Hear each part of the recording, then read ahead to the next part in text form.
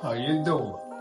So a lot of people have been asking me uh, about my hair, the fade, and how I kind of basically do it.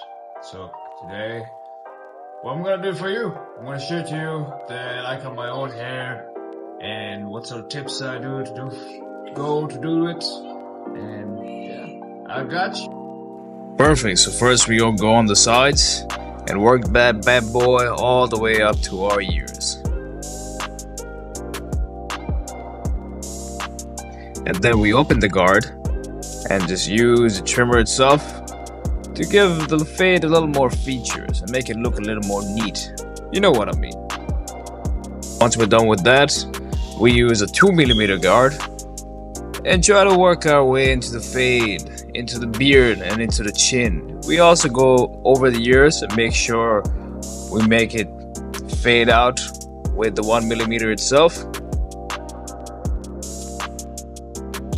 And then we use a 3mm. Same rules apply. Work our way in the chin and also over our ears.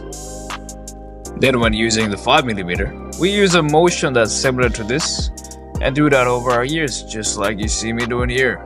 Don't worry, it's easy.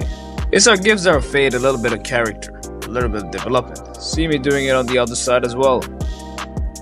You can also use a 5mm just the way I'm doing it right here. It gives the fade a little more vibe.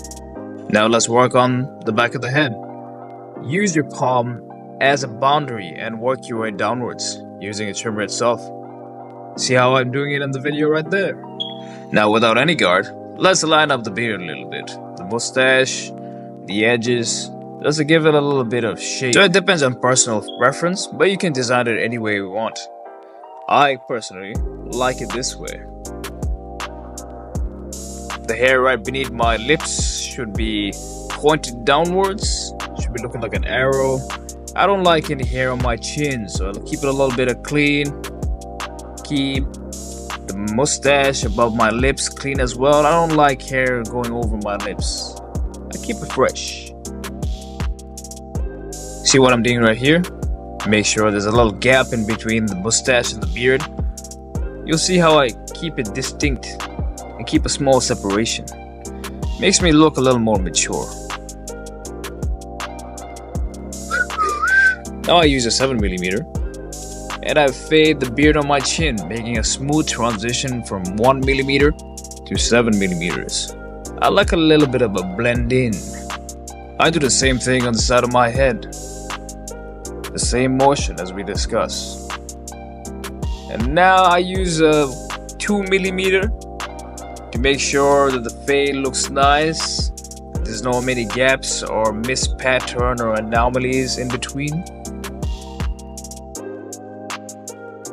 Now this is the pattern that's gonna make or break the product. So I'd like to line up my forehead. I tend to get a lot of hair on my forehead. I don't like it. I like a little fresh, defined features. That's why I fit it in. Any excess hair, I cut it off. You can see me doing that right there. But if I were you, I would be a little careful because this takes practice. Make sure you don't make your forehead way too big or way too narrow.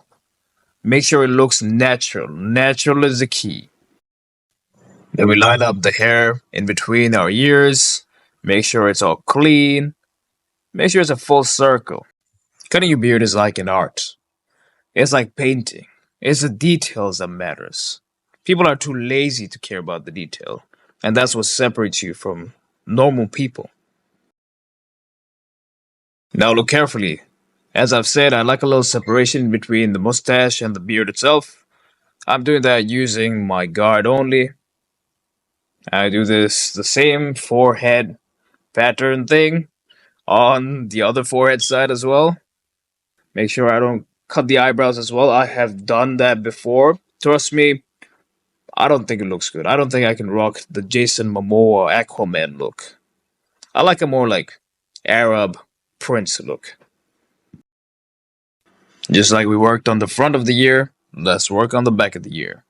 Make sure it's circular. Make sure it goes all the way down, reaches all the hair there. Make sure it's clean. Now finally, we use a shaver To line up the beard once again, the shaver is like a zero grade, 0 millimeter. Keeps it tight, makes it looking even more fresh, makes it clean. And again, as I've said before, it's the details that matters. Go over the edging, under the mustache, over the mustache, separation of the beard, the forehead, sometimes maybe in between the brows, because I have a huge unibrow.